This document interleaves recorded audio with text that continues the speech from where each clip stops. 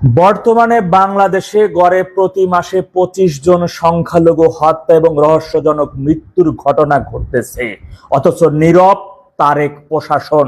বন্ধুরা, human rights এর একটি গুরুত্বপূর্ণ তথ্য সর্বাধিক ছড়িয়ে দেওয়ার অনুরোধ রইল। Human rights congress for Bangladesh minorities, সংক্ষিপ্তে HRCBM এর সাম্প্রতিক এক প্রতিবেদনে বলা হয়েছে, সংখ্যালঘু হত্যার মাসিক হার উল্লেখযোগ্যভাবে বেড়েছে বাংলাদেশে। 2025 সালের জুন থেকে ডিসেম্বর পর্যন্ত 7 মাসে ডক্টর মোহাম্মদ ইউনূস প্রশাসনের সময় 116 জন সংখ্যালঘু নিহত হন। সংস্থাটির সর্বশেষ প্রতিবেদন the persecution continues minority communities under sustained attack in Bangladesh এ জানানো হয়েছে যে 2026 সালের জানুয়ারি থেকে এপ্রিল পর্যন্ত মাত্র 4 মাসে হত্যা ও রহস্যজনক মৃত্যুর 100টি ঘটনা নথিভুক্ত হয়েছে। মনে রাখেন, কত ঘটনা আছে যা নথিভুক্ত হয় নাই। পরিসংখ্যান বিশ্লেষণে করলে দেখা যায় ইউনূস প্রশাসনের সময় মাসিক গড় মৃত্যু হার ছিল প্রায় 16, যা বিএনপি সরকারের অধীনে বেড়ে 25-এ পৌঁছেছে। প্রতিবেদনে বলা হয়, গ্রাম ও শহর উভয় এলাকাতেই সংখ্যালঘু সম্প্রদায়ের বিরুদ্ধে হামলা অব্যাহত রয়েছে। ধর্মীয় প্রতিষ্ঠান, পারিবারিক বাড়িঘর, নারী ও কন্যা, শিশু, আদিবাসী জনগোষ্ঠী এবং অর্থনৈতিকভাবে দুর্বল পরিবারগুলো এসব হামলার শিকার হচ্ছে। বিভিন্ন জেলার একই ধরনের সহিংসতার পুনরাবৃত্তি প্রমাণ করে যে এসব ঘটনাকে বিচ্ছিন্ন স্থানীয় বিরোধ বা সাধারণ অপরাধ হিসেবে উড়িয়ে দেওয়া যায় না।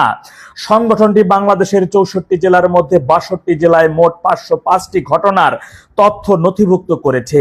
এগুলোর 6টি প্রধান শ্রেণীতে বিভক্ত: অপহরণ ও শারীরিক নির্যাতন 144, ভূমি দখল, অগ্নিসংযোগ, লুটপাট সহ সম্পত্তির উপর হামলা 132, হত্যা, রহস্যজনক মৃত্যু 100, মন্দিরে হামলা, ধর্মীয় ভাঙচুর 95, ধর্ষণ ও গণধর্ষণ, যৌন সহিংসতা 28 এবং ধর্ম অবমাননার অভিযোগ 6।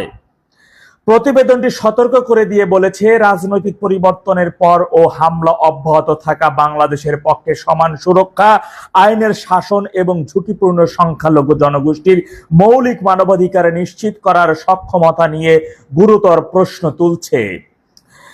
দশকের পর দশক ধরে বাংলাদেশে সংখ্যালঘুদের বিরুদ্ধে নৃশংসতা যেন স্বাভাবিক ঘটনায় পরিণত হয়েছে। দেশভাগের 1 বছর আগে 1946 সালের সাম্প্রদায়িক দাঙ্গা পরবর্তী পরিস্থিতির ভিত্তি করে দেয়।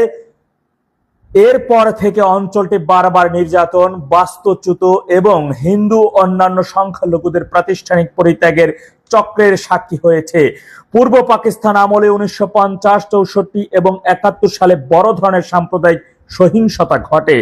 স্বাধীন বাংলাদেশ 89, 90, 1, 4, 12, 15, 21, 24, 25 এবং এখন আবার 26 সালে ধারাবাহিকভাবে হামলার ঢেউ দেখা গেছে। গত 3 দশকে ইসলামায়ন জোরদার হওয়ার সঙ্গে সঙ্গে সংখ্যালঘুদের অবস্থান ক্রমশ দুর্বল হয়ে পড়ে। সাম্প্রদায়িক সহিংসতার তদন্ত প্রায় থমকে যায়, বিচার প্রক্রিয়া ভেঙে গড়ে, আর ভুক্তভোগী পরিবারগুলো ভয়, ভীতি ও অবহেলার শিকার। 24 সালের আগস্টে শেখ হাসিনা সরকারের পতনের পর পরিস্থিতির আরো অবনতি ঘটে। ইউনূস প্রশাসনের সময় হিন্দু অন্যান্য সংখ্যালঘু সম্প্রদায়ের উপর ধারাবাহিক হামলা চলতে থাকে। কারখানার শ্রমিক দীপুচন্দ্র দাস এর হত্যাকাণ্ড ওই সময়ের অন্যতম প্রতীকী ঘটনায় পরিণত হয়। অভিযোগ রয়েছে, তাকে নগ্ন করে গাছে ঝুলিয়ে জীবন্ত পুড়িয়ে মারা হয়। এই বর্বরতা সংখ্যালঘু সম্প্রদায়ের মধ্যে তীব্র আতঙ্ক সৃষ্টি করে এবং উগ্রবাদী সহিংসতা আবার শক্তিশালী হয়ে উঠেছে এমন আশঙ্কাও বাড়িয়ে তোলে। তবে হত্যার বাংলাদেশের সংখ্যালঘুদের উপর নির্যাতনের একমাত্র দিক নয়। ধর্ষণ, চাঁদাবাজি, ভূমি দখল, অগ্নিসংযোগ, মন্দির ধ্বংস এবং সংখ্যালঘু মালিকানাধীন বাড়িঘর ও ব্যবসা প্রতিষ্ঠানে পরিকল্পিত লুটপাটের মাধ্যমে আরো বিস্তৃত এক নিপীড়ন অভিযান চলছে। ভয়, সামাজিক কলঙ্ক এবং প্রাতিষ্ঠানিক সুরক্ষার অভাবে যৌন সহিংসতার অধিকাংশ ঘটনায় প্রকাশ্যে আসে না। এর জনমিত্তিক প্রভাব স্পষ্ট। বিপুল সংখ্যক হিন্দু এবং বৌদ্ধ, চাকমা জনগোষ্ঠী প্রতিবেশী ভারত অভিবাসন অব্যাহত রেখেছে।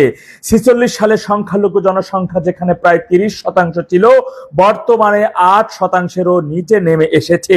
এই নাটকীয় পতন কেবল জনসংখ্যাত পরিবর্তনের প্রতিফলন নয়, বরং দীর্ঘদিনের অনিরাপত্তা, পুনরাবৃত্তি, সাম্প্রদায়িক চাপে সৃষ্ট বাস্তবতার প্রতিচ্ছবি। সম্প্রতি এক হিন্দু পুরোহিতের মৃতদেহ উদ্ধার করা হয়েছে, যাকে নগ্ন করে ঝুলিয়ে হত্যা করা হয়েছিল। এই ঘটনা 2015-16 সালে ইসলামপন্থী গোষ্ঠীগুলোর হাতে কয়েকজন হিন্দু পুরোহিত ও সংখ্যালঘু অধিকার কর্মীর হত্যাকাণ্ডের স্মৃতি আবারও উস্কে দেয়। বাংলাদেশে আজ এক সংকটপূর্ণ সন্ধিক্ষণে দাঁড়িয়ে আছে। রাষ্ট্র যদি সংখ্যালঘুদের সুরক্ষা, অপরাধীদের বিচার এবং জন আস্থা পুনরুদ্ধারে প্রয়োজনীয় সদিচ্ছা সক্ষমতা প্রদর্শন করতে ব্যর্থ হয়, তবে ভয় ও বাস্তুচ্যুতির এই চক্র চলতেই থাকবে। এই সহিংসতার ধারাবাহিকতা শুধু সংখ্যালঘু সম্প্রদায়ের অস্তিত্বকেই নয়, বরং বাংলাদেশ যে ধর্মনিরপেক্ষ বহুত্ববাদী আদর্শের ভিত্তিতে কল্পনা করা হয়েছিল সেই ভিত্তিকেও হুমকির মুখে ফেলছে। বাংলাদেশের 72-এর সংবিধান অনুযায়ী সেখানে সকল ধর্মের বর্ণের মানুষের সমান অধিকার রয়েছে, কিন্তু 24-এর 5 আগস্টের পরবর্তী সময় থেকে গত 2 বছরের অধিক সময় ধরে দেখা যাচ্ছে দেশে সংখ্যালঘু সহ ব্যবসায়ী, চাকরিজীবী, সাধারণ খেটে খাওয়া দিন মজুর এবং আওয়ামী লীগের নেতা কর্মী সহ কোনো একজন সাধারণ নাগরিকই নিরাপদ নয় সন্ত্রাসী গোষ্ঠীদের হাতে। আর এ সকল হত্যাকাণ্ড প্রতিনিয়ত বেড়েই চলছে, কিন্তু যারা হত্যা করতেছে সেই সকল সন্ত্রাসী, উগ্রবাদী, চরমপন্থী এবং জঙ্গিদেরকে গ্রেপ্তারের বিষয়ে দেখা গেছে তারেক প্রশাসনের নীরব ভূমিকা, এমনকি তলে তলে তাদের সমর্থন ও জুগিয়েছে।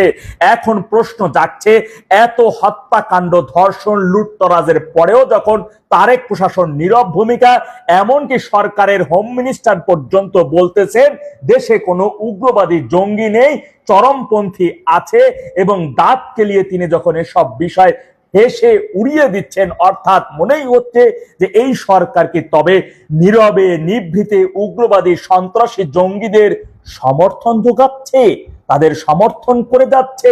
প্রশ্ন রেখে গেলাম, আপনাদের কাছে উত্তর দেন কমেন্ট বক্সে। এত সময় সাথে থাকার জন্য ধন্যবাদ।